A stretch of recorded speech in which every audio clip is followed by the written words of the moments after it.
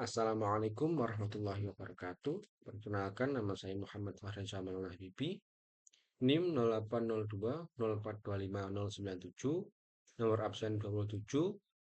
Kali ini saya akan menjelaskan terkait analisis akad dan implementasinya dalam lembaga keuangan syariah. Untuk akadnya ada mudharabah, musyarakah, rohan, dan qard. Kita akan membahas mulai dari aspek konsep teorinya, landasan hukum syarak, komparasi persamaan dan perbedaan, hingga studi kasus kontemporer terkait kepatuhan syariah syarat beserta argumentasi hukumnya. Yang pertama ada akad mudharabah. Secara etimologi, mudharabah berakar dari fi'il madhi dharaba yang memiliki makna berdagang atau memperdagangkan. Sedangkan definisi di dalam mazhab Syafi'i, mudharabah adalah suatu akad penyerahan modal kepada pihak lain untuk diusahakan, di mana keuntungannya akan dibagi bersama di antara pemilik modal dan pengelola berdasarkan nisbah kesepakatan. Khazanah fikih mengatur bahwa jika usaha tersebut mengalami kerugian, maka seluruh kerugian finansial ditanggung sepenuhnya oleh sahibul mal atau pemilik modal. Dengan catatan, kerugian tersebut terjadi secara murni, bukan akibat kelalaian dari pengelola.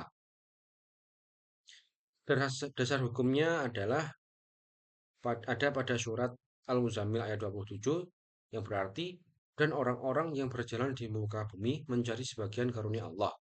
Selain itu, dikuatkan oleh hadis riwayat Ibnu Majah yang menegaskan adanya keberkahan dalam mudharabah. Di Indonesia, hukum pelaksanaannya diatur secara mengikat melalui fatwa DSN MUI nomor 7 garis miring DSN MUI 4 tahun 2000 tentang pembiayaan mudharabah. Dalam perbankan syariah, akad ini diterapkan pada produk deposito mudharabah, tabungan mudharabah, dan pembiayaan modal kerja UMKM. Yang kedua, akad musyarakah.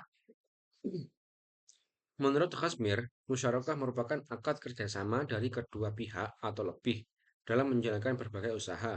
Setiap pihak memberi dana ataupun amal sesuai akad, bahwasanya nilai untung atau resiko diterima dengan persamaan berdasarkan akad.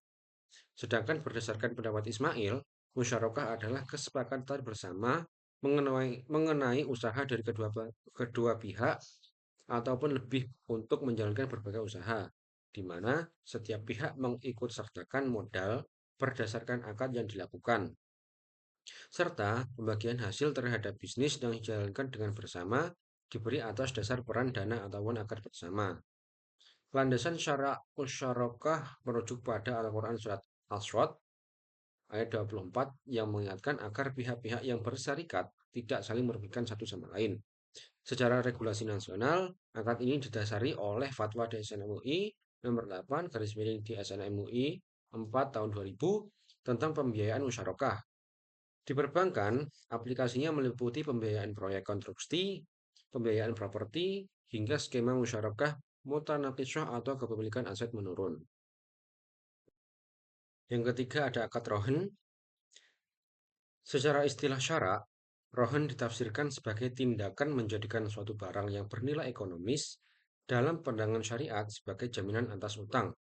Jaminan ini berfungsi untuk memberikan opsi bagi kreditur atau pemberi utang untuk mengambil seluruh atau sebagian hak piutangnya dari barang tersebut apabila debitur ingkar janji. Dalam hukum positif, rohen sepadan dengan istilah agunan, gadai, atau barang jaminan. Dasar hukumnya tertulis dalam Al-Quran Surat Al-Baqarah ayat 283 yang mewajibkan adanya barang jaminan yang dipegang atau farihanun maqbudah ketika bertransaksi tidak tunai tanpa pencatat. Validitas rohen juga disandarkan pada hadis Sahih Bukhari dari Ummul Mukminin Aisyah radhiyallahu anha yang mengisahkan bahwa Nabi Muhammad SAW pernah membeli makanan secara bertempo dari seorang Yahudi dengan menggadaikan baju besi beliau. Operasional gadai syariah ini diperkuat oleh Fatwa DSN MUI nomor 25 garis miring DSN MUI 3 tahun 2002 tentang rohen yang sering kita temukan pada institusi pegadaian syariah maupun unit layanan gadai emas di bank syariah. Yang keempat adalah qard. Secara definisi merupakan pemberian pinjaman dana kepada pihak lain yang wajib dikembalikan dalam waktu segera atau bertempo tanpa mengharapkan adanya imbalan, kompensasi, atau keuntungan material apapun. Sebagaimana dikemukakan oleh Adi Warman Karim, qard murni diklasifikasikan sebagai akad tabarruk atau kontrak sosial yang ditujukan semata-mata untuk menolong pihak yang membutuhkan. Maka dari itu, uang pinjaman wajib kembali utuh tanpa ada penambahan ataupun pengurangan pada saat pelunasan. Landasan hukumnya ada pada Al-Quran, surat Al-Baqarah ayat 245, tentang anjuran memberikan pinjaman yang baik kepada hamba Allah atau qardun hasan. Pelaksanaannya juga dilandasi oleh fatwa DSN MUI nomor 19 garis miring DSN MUI garis miring 4 tahun 2001 tentang Al-Qard, di mana pada praktiknya di lembaga keuangan sering mewujudkan dalam skema dana talangan haji, pinjaman sosial karyawan, dan pengelolaan dana kebajikan umat. Yang selanjutnya adalah persamaan dan perbedaan dari keempat akad tersebut. Dari aspek persamaan, seluruh akad ini secara mutlak diakui secara syah di dalam syariat Islam. Semuanya wajib bersandar pada rukun kerelaan kedua belah pihak atau prinsip antarodin, serta wajib bersih dari unsur yang dapat melanggar syariat, seperti riba, gharar, dan maisir. Keempat akad ini juga dilaksanakan secara formal dalam operasional perbankan maupun lembaga keuangan syariah. Namun, perbedaannya terletak pada tujuan utama dari akad-akad tersebut. Seperti mudharabah berfokus pada investasi, di mana modal 100% berasal dari satu pihak. Sedangkan musyarakah berfokus pada kemitraan, di mana modal berasal dari semua pihak yang berkait. Di sisi lain, rohen sebagai sarana jaminan. Dan terakhir, qard berfungsi murni sebagai pinjaman dana talangan sosial yang wajib bebas dari segala bentuk komersialisasi. Yang selanjutnya kita akan mengidentifikasi praktik dan argumentasi hukum atau studi kasus mulai dari mudharabah.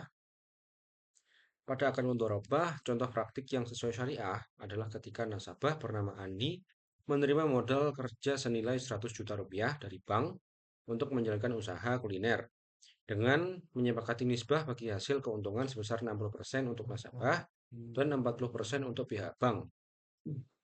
Praktik ini dinyatakan sah karena presentase keuntungan dihitung dari laba asli usaha dan tidak ada jaminan keuntungan tetap.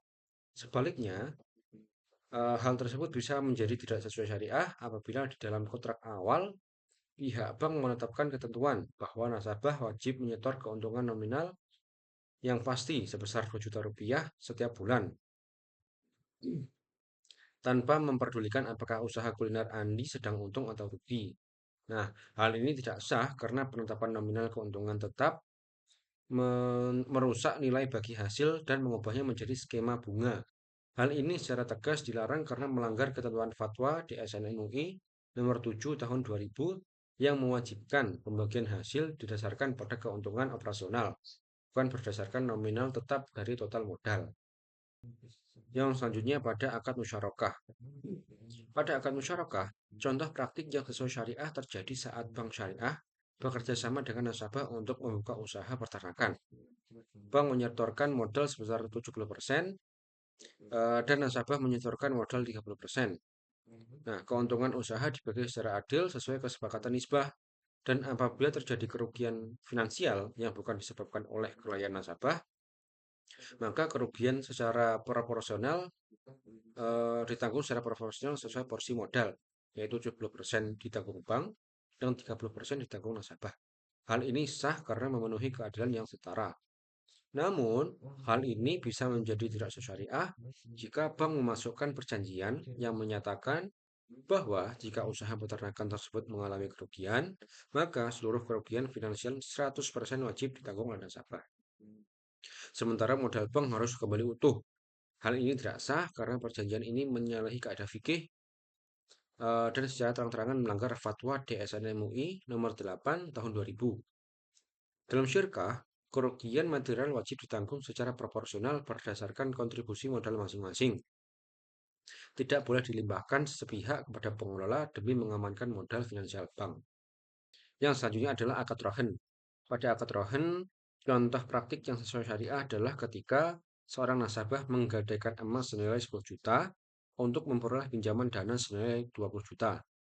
Di sini pihak murtahin atau bank hanya mengenakan biaya real atas jasa penyimpanan, asuransi atau pemeliharaan fisik emas dalam berangkas. Serta bank dilarang keras memanfaatkan emas tersebut. Hal ini sah karena biaya yang ditarik murni merupakan kompensasi jasa penitipan. Nah, praktik gadai ini akan menjadi tidak sah jika pihak bank menetapkan biaya administrasi atau bunga bulanan sebesar 5% yang dihitung secara langsung dari total nominal pinjaman 20 juta yang diberikan kepada nasabah. Penerikan biaya tersebut yang disandarkan pada nilai pinjaman utang dikategorikan sebagai transaksi riba. Sesuai prinsip Rohen, biaya pemeliharaan jaminan wajib dihitung berdasarkan karakteristik fisik barang, seperti berat emas, volume, atau biaya sewa tempat, dan mutlak tidak boleh dikaitkan dengan jumlah nominal uang nasabah. Dan yang terakhir adalah court.